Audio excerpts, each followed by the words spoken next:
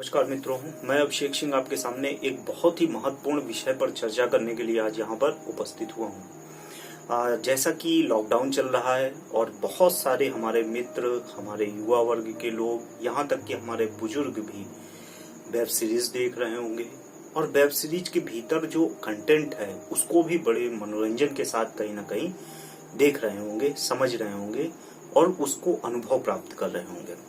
इसी विषय पर आज हम लोग एक बहुत बृहद चर्चा जिसे हम कहें वो करना चाहते हैं। देखिए, जैसा कि आप सभी जानते हैं, ये हमारा एक पुराना विषय भी रहा है कि जितने भी प्रकार का साहित्य होता है या हमारी जो सिनेमा होती है वो कहीं ना कहीं हमारे समाज का जो चित्र है वो प्रदर्शित करती है।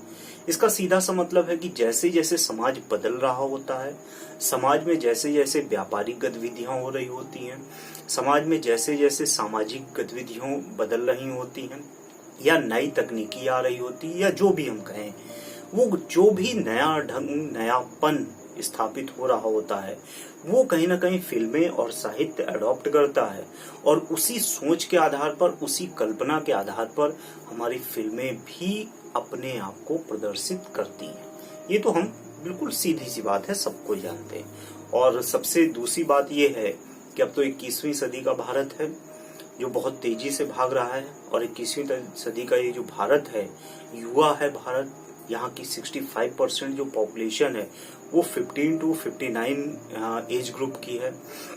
तो सीधा सा मतलब है कि बुलेट ट्रेन आई हो या ना आई हो, लेकिन लोग बुलेट ट्रेन की रफ्तार से भागना चाहते हैं।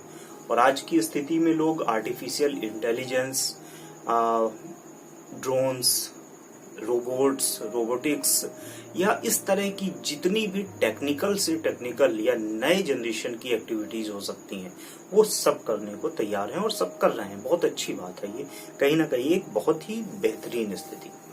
लेकिन इस बेहतरीन स्थिति के बाद भी हम ये देख रहे हैं कि तकनीकी जितना भी बढ़ रही उतना ही हमारे सोशल रिस्पॉन्सिबिलिटीज, हमारी सोशल गतिविधियां, हमारी सोशल और कल्चरल जो भी चीजें हैं, मान्यताएं हैं, वो टूटकर बिखर रही हैं। कहीं ना कहीं हम उनको, परंपराओं को पीछे छोड़ना चाहते हैं। बहुत अच्छी चीज है, इसमें कोई दिक्कत नहीं है, आधुनिकता भी होनी चाहिए।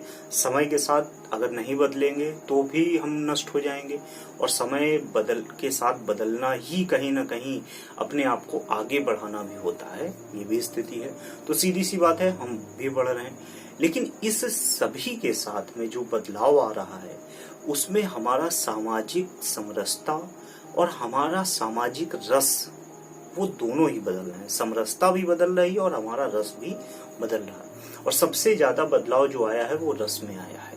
अर्थात हम क्या चाहते हैं, क्या देखना चाहते हैं, क्या सुनना चाहते हैं, कौन सी चीज हमें बहुत अधिक ढंग से प्रभावित करती है, उसके विषय में हम समझना, देख रहे हैं या सुन रहे हैं, ये भी स्थिति। और इससे क्या हो रहा है कि हमारा ये जो बदलता हुआ स्वरूप है वो जितना टेक्निकल होता चला जा रहा है उतना ही ज्यादा अश्लील भी होता चला जा रहा है। सबसे प्रमुख बात यही है जिसको लेकर मैं यहाँ पर आपके सामने उपस्थित हुआ हूँ।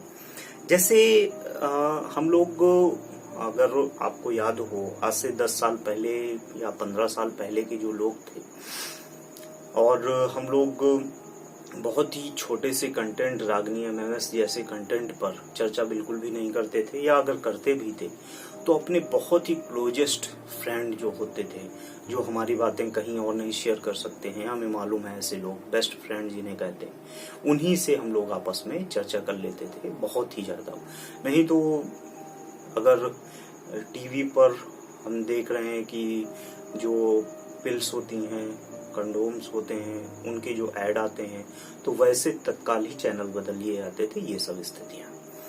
लेकिन आज 2020 की स्थिति बदल गई। 2020 की स्थिति बदलने का मतलब ये है कि एलजीबीटी जैसी स्थितियों पर हम खुलकर चर्चा कर रहे हैं, उनकी मान्यताओं को मान रहे हैं, स्वीकार कर रहे हैं और पसंद भी कर रहे हैं, ये भी स्थितियां हैं।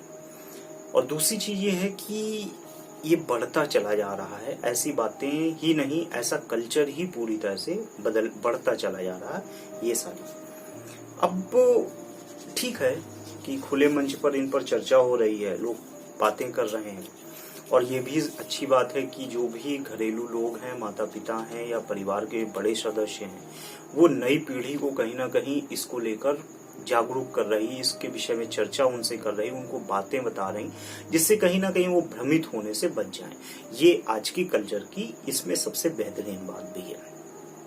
लेकिन इस नए बदलते स्वरूप में सबसे प्रमुख चीज है अश्लीलता का बढ़ना, या हम ये कहें कि एक तरह से ऐसी स्थिति की जो छुट्टा साढ़ होता है, उस तरह की स्थितियां बढ़ना, जिसमें न नाथ नहीं जाती है, न पगही होती किसी के हाथ में होती है, और वो कहीं पर भी किसी पर भी प्रहार करता हुआ, मारता हुआ आगे पीछे घूमता रहता है, किसी को भी प्रभावित कर सकता है। ये स्थितियां हम लगातार देख रहे हैं। अर्थात एक तरह से हम ये कहें कि ये जो नई दुनिया आई वेब सीरीज की और टिकटॉक की, इन दोनों ही की, टिकटॉक की भी और वेब सीरीज की भी, उसने बहुत सारी चीजों को बदल कर रख दिया है। खासतौर से हमारी जो एक प्राइवेसी होती थी चीजों को लेकर, वो बिल्कुल खत्म कर दी गई है।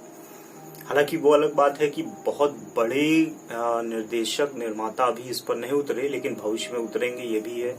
क्योंकि जिस तरह से बॉलीवुड कमजोर हो रहा है, या उसके पास कहानियों की कमी हो गई है, और वेब सीरीज में कहानियों की भरमार हो गई है, लोकल कहानियां हैं, स्थानीय स्तर पर की कहानियां हैं, और बहुत ही ज्यादा जेन्युइन कहानियां हैं, तो उसकी वजह से ये पॉपुलर होता चला जा रहा है। तो डरे हुए तो हैं ही है हमारे निर्माता निर्देशक, और बहुत बड़ी मात्रा में इधर की ओर आगे बढ़ना उन्होंने शुरू कर दिया। लेकिन इस आगे बढ़ने की स्थिति में ये भी है कि कहीं ना कहीं जो अपराध जगत है, जो दुबई से चलता है, पाकिस्तान से चलता है, या ऐसे खतरनाक क्षेत्रों से चलता है, जो कहीं ना कहीं भारत को अप्रत्यक्ष और प्रत्यक्ष दोनों ही रूप से प्रभावित करता है, वो जो अपराध जगत है और जो काला धन है, ब्लैक मनी है, वो भी बड़ी तेजी से इस क्षेत्र में प्रवेश करती चली जा रही। जैसे आपने देखा ही होगा वेब सीरीज की स्थितियां, उसमें गांव हैं, उसमें कस्बे हैं, उसमें छोटे छोटे शहर हैं, उसमें ऐसे देश हैं जो कहीं ना कहीं नष्ट होने की कगार पर हैं, या सामाजिक हिंसा से ग्रसित हैं, या गृह युद्ध से ग्रसित हैं, या ISIS जैसे क्षेत्र, ईरान के क्षेत्र, सीरिया के क्षेत्र, ऐसे खतरनाक क्षेत्र हैं, या भारत के ऐसे क्षेत्र जो सामाजिक हिंसात्मक परिस्थितियों से बहुत ज्यादा ग्रसित हैं। उन क्षेत्रों को कहीं ना कहीं कहानी के रूप में प्रेजेंट किया जा रहा है। ये भी ठीक है कि कोई दिक्कत नहीं, कम से कम चीजें एक उभर कर सामने आ रही हैं। लेकिन सबसे बड़ी चीज ये है कि इसको और ज्यादा मनोरंजक बनाने के लिए, और ज्यादा इनको लोगों तक पहुंचाने के लिए कि लोगों का कहीं ना कहीं रस बढ़े, लोग ज्यादा से ज्यादा इनको देखें, उसमें बड़ी मात्रा में अवैध गतिविधियां हमको परोसी जा रही हैं। खुलकर सेक्स है, आपने देखा होगा। भीषण मात्रा में रेप सीन्स हैं, ये भी देखा होगा। गैंग वॉर बहुत बड़ी मात्रा में है, हथियारों की तो कोई कमी ही नहीं, भरमार है। हिंसा बहुत भीषण मात्रा में है, गले काटने के सीन तो ऐसे दिखाते हैं जैसे कुछ है ही नहीं, और पूरी सिर खोपड़ी पकड़े हैं, लोग टहल रहे हैं। धनबाद ब्लूज में आप देख सकते हैं इस सीन को। इसी तरह जब और आगे बढ़े तो शराब है, शबाब है, या हम ये कहें नेक्ड गर्ल्स हैं, बॉयज हैं, 14 साल, 15 साल, 18 साल, 20 साल से लेकर 80 साल तक की उम्र तक के लोग जो बिना कपड़ों के हमको दिखाई पड़ रहे हैं। अर्थात ऐसे सीन्स जो कहीं ना कहीं हमारी सोसाइटी को बहुत ज्यादा प्रभावित कर सकते हैं, वो सब खुलकर दिखाए जा रहे हैं। और खुलकर दिखाने का मतलब ये है कि कहीं ना कहीं परोसे जा रहे हैं, एज ए प्रोडक्ट परोसे जा रहे हैं, और हम उस प्रोडक्ट को बहुत तेजी से अडॉप्ट भी कर रहे हैं। ये भी है क्योंकि हमारे पास ऐसे एप्लीकेशंस मौजूद हैं जो हमको बहुत तेजी से इसका स्वाद चखने की ओर आकर्षित कर रहे हैं। और लॉकडाउन की इस स्थिति में घर बैठे तो हम लोग लगातार इन सब चीजों को देख भी रहे हैं। सबसे बड़ी चीज ये है कि इसमें 12, 13, 14 साल के बच्चों से लेकर 80 साल तक की उम्र के सभी लोग शामिल हैं। और एक 12, 15, 18 साल तक के बच्चे की मानसिकता पर ये किस तरह को प्रभावित करेंगे, ये हम क्वेश्चन मार्क है। क्वेश्चन मार्क इसलिए है क्योंकि इसको रेगुलेट करने के लिए अभी किसी भी प्रकार की कोई अथॉरिटी हमारे सामने नहीं आई है। यहाँ तक कि बॉलीवुड की जो अथॉरिटीज हैं वो भी खुलकर अभी तक सामने नहीं आई कि इनको कहीं ना कहीं मोनेटाइज किया जाए। सबसे बड़ी चीज ये है कि केवल भारत ही नहीं, यूरोप और अमेरिका में भी ऐसी कोई अथॉरिटी नहीं। खैर, हम उन देशों की बात ही ना करें क्योंकि वहां पर जो कल्चर है, जो सोसाइटी हमसे ज्यादा खुली है, ये भी स्थितियां हैं, हम उतने खुले नहीं हैं। लेकिन कहीं ना कहीं वहां पर भी एक छोटे बच्चे की मानसिकता की जो वैल्यू होनी चाहिए उसको ध्यान में रखकर तो कहीं ना कहीं चीजों को मॉनिटाइज रेगुलेट किया जाना चाहिए कहीं ना कहीं, और ऐसी अथॉरिटी वहां पर भी बिल्कुल भी नहीं है। अर्थात ये स्थिति। दूसरी चीज ये है कि इंटरनेट और ब्रॉडबैंड की पहुंच इतनी सरल हो गई है। मोबाइल जो अभी तक पढ़ाई नहीं करवाता था, अब लॉकडाउन की स्थिति में लाइव क्लासेस की वजह से पढ़ाई करवा रहा। अर्थात जिन बच्चों के पास मोबाइल नहीं था वो बच्चों को मोबाइल कहीं ना कहीं उपलब्ध हो गया और इंटरनेट भी उपलब्ध हो गया।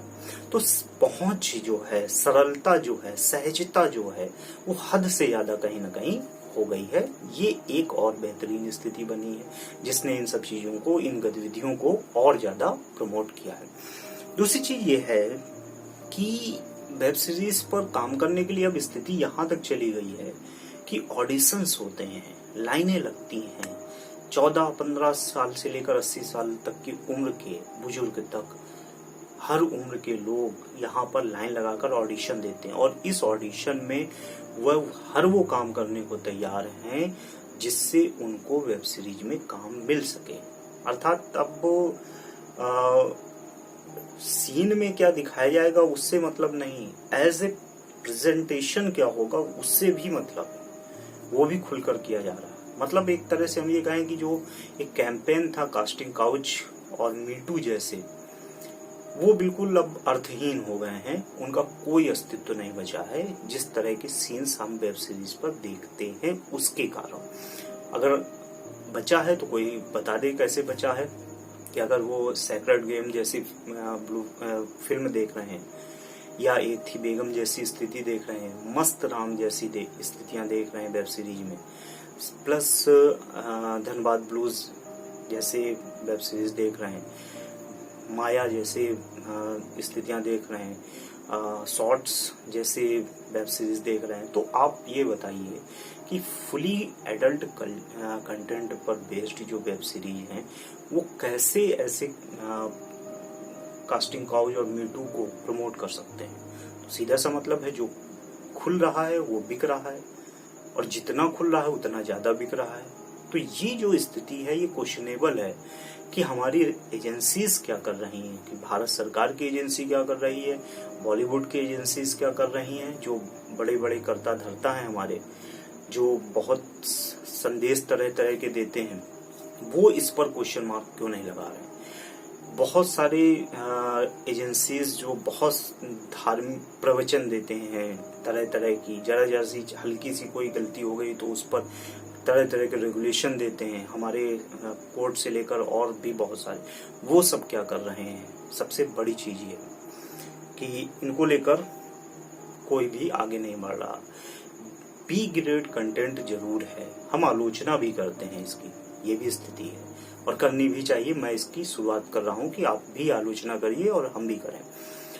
सड़क से लेकर संसद तक इसकी आवाज उठनी बहुत आवश्यक है, लेकिन सबसे बड़ी बात यह है कि हम संसद में आवाज कैसे उठाएं। सड़क पर तो हम उठा सकते हैं, संसद में तो हमारे नेतृत्वकर्ता ही आवाज उठाएंगे।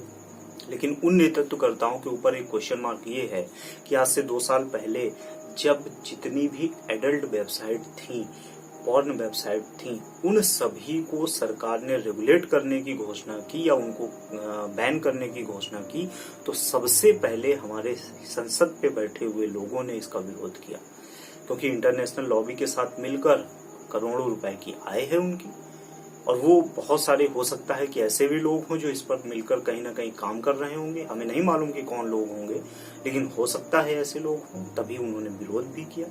या विरोध अगर वो काम में नहीं इन्वॉल्व है तो उन्होंने किसी अन्य अथॉरिटी, अन्य लोगों से, इंटरनेशनल लॉबी से जो इस पर काम करती है, उन सभी से पैसा पाया होगा, तभी उनका विरोध नहीं किया।